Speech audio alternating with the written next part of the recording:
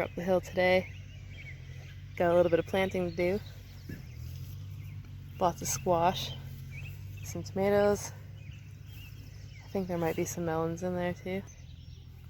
Before we start planting, I'm going to use the line trimmer and I'm going to get rid of some of that grass along the line of our garden bed there. We did plant things in there earlier and they're still doing okay, but they're getting overtaken. So I'm just going to knock that down real quick. So this is a zone 5 for us, just because we don't get up here as often, maybe only once or twice a week for now. So it's kind of experimental to see what'll grow without much tending to it and what we can get away with up here.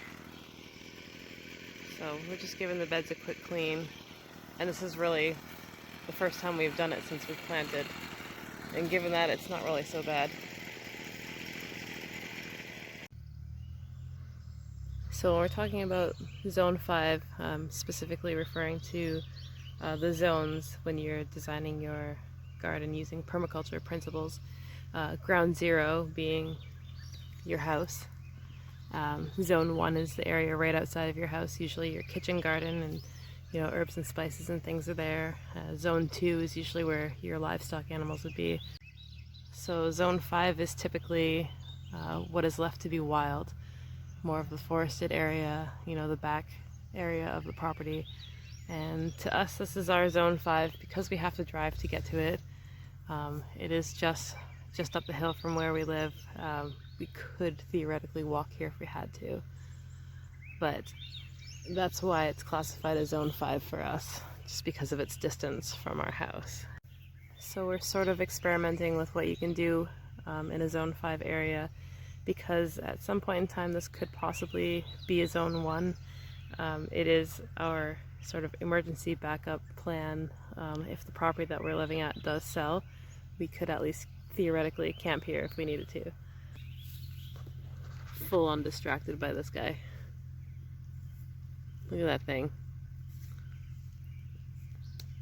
Look at the size of that slug. Yeah, some big ones. I guess I just missed him with the line trimmer. Are you gonna eat my garden, dude?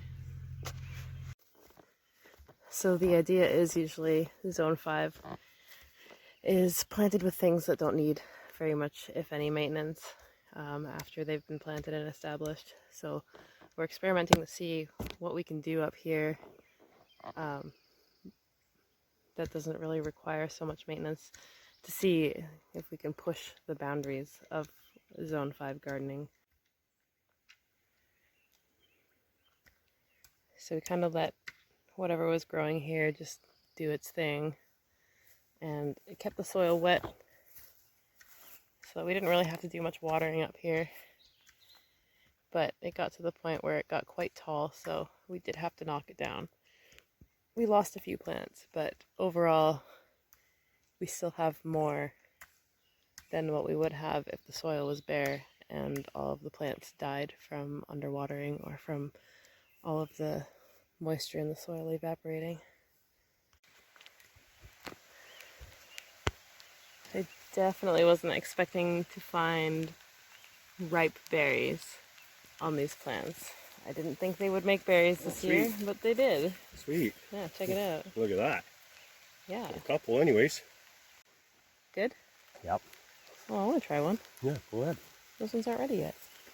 There's one down there. A couple of them down there. Look at those. Sweet. Some berries. Oh yeah. Those are good. Good.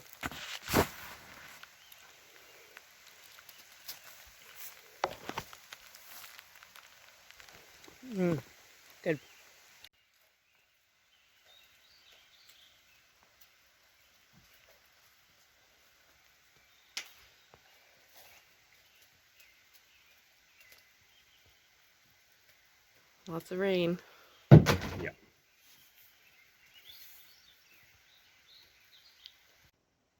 We did get quite a bit done last time we were up here, even though it was pretty raining.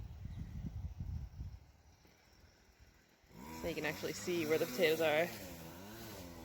there, and you can see all the peas. These are all peas here. You kind of see some sunflowers coming up in between, but I'm gonna plant. So we've got all these veggies to plant, but I'm also gonna plant some of these seeds. And these are the giant Mongolian sunflower seeds. So I've got a couple packs of those that are gonna go right in the ground.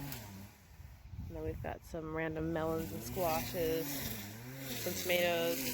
I think those are the Hubbards. So we've got lots to go in. And we're just experimenting here to see what will go with little to no input after planting. We can come up and water, but well, we'll see what happens.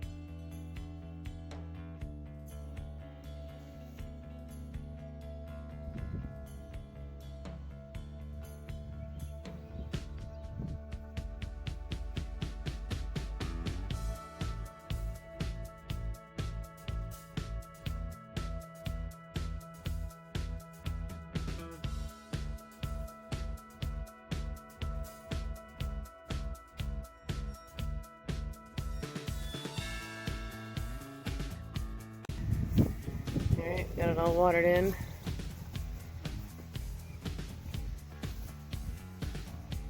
It's supposed to get warm this week, so we're gonna have to come up a couple times to check on everything that's newly planted.